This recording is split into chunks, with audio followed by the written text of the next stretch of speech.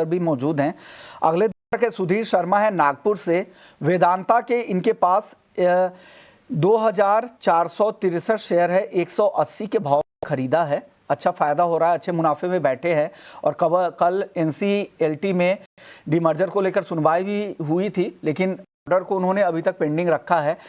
Gaurang sir, क्या राय है? वेदांता को लेकर अच्छे मुनाफे में बैठे हैं और ये कह रहे हैं कि हम 2 से 4 और इंतजार कर सकते हैं, क्या बनना चाहिए?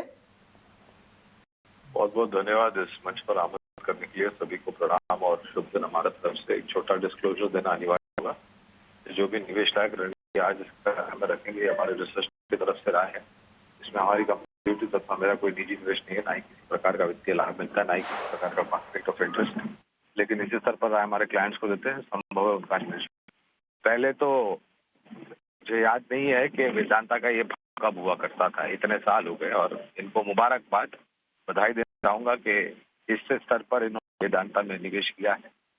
विभाजन होने वाली बात को लेकर के मेरे ख्याल से न्यायालय की तरफ से थोड़ा समय लिया जाएगा, लेकिन अनुमान यह है कि विभाजन के पश्चात वैल्यू अनलॉक होने की पूरी संभावना है।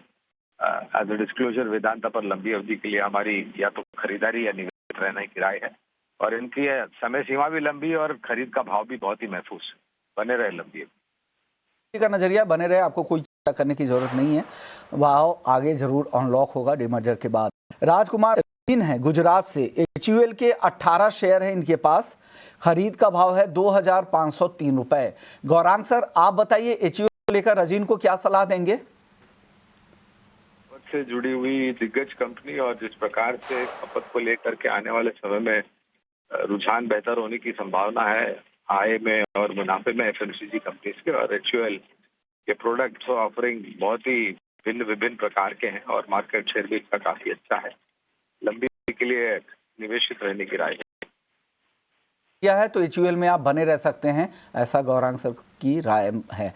अब दर्शक हमारे साथ आशुतोष वर्मा है यूपी से। टाटा स्टील 250 शेयर खरीद रखा है 179 रुपए के भाव पर।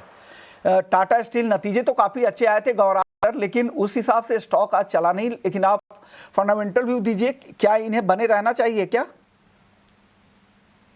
काफी बेहतरीन आए थे आंकड़े स्टील के और हर पैमाने पर बहुत ही शानदार थे।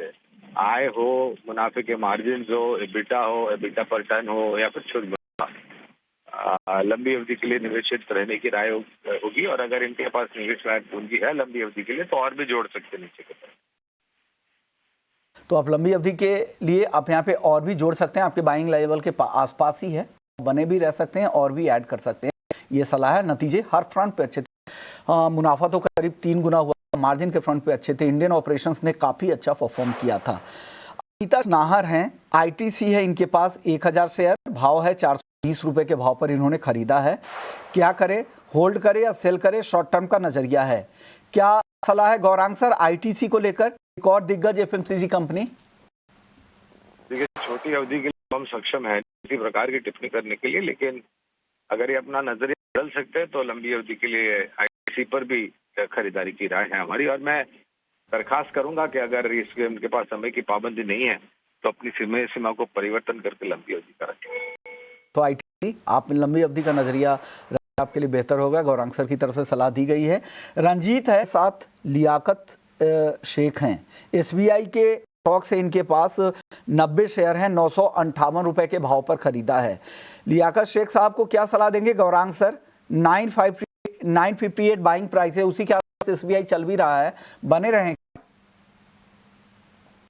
आज एक विकल्प भी हमारा SBI है और अनुमानित लक्ष्यांक 11 के आसपास है। लंबी अवधि का निवेश है तो बने रहने की सलाह यहाँ पर है। और आगे आपको बताएंगे भी वो VIP स्टॉक्स के बारे में कि क्यों बने रहना है आपको। अगले 50 शेयर है टाटा इन्वेस्टमेंट के, बाइंग का रेट है 1000 रुपए। टाटा इन्वेस्टमेंट पर क्या राय है गौरांग सर? देखिए, सीधे तो राय नहीं दे पाएंगे क्योंकि कवरेज नहीं है, लेकिन टाटा ग्रुप की एक वित्तीय क्षेत्र में सक्षम और मजबूत कंपनी है। टाटा सेगमेंट का VIP स्टॉक्स का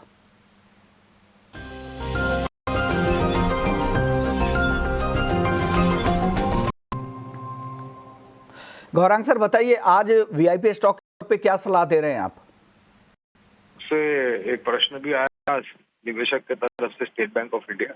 पहला विकल्प हमारे सबसे बड़ी सरकारी बैंक ऑफ इंडिया पर खरीदारी की राय है। अनुमानित लक्ष्यांक लंबी अवधि के लिए करीब 1100 के आसपास के हैं और ये इसलिए हम दे रहे हैं लक्ष्यांक क्योंकि जो नतीजे आए थे दूसरी तिमाही के उसमें बहुत बड़ा सुधार होते हुए देखा था और हमारा आकलन ये कहता है कि तीसरी चौथी तिमाही में भी आएगा और अगले वित्तीय वर्ष में भी आता हुआ दिखेगा और मुनाफे के मार्जिन में आपको वृद्धि होते हुए दिखाई देगी। ब्याज दरों में कटौती हो रही है, उसका भी मेरे ख्याल से योगदान बैलेंस शीट पर आएगा।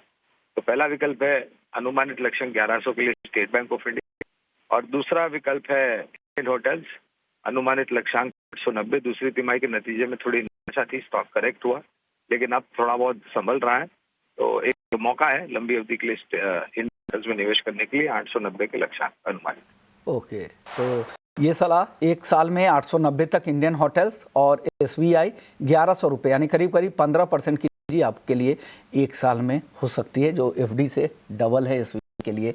ये राय गौरांग सर की तरफ से है। आप बताइए अजीत जी, आपकी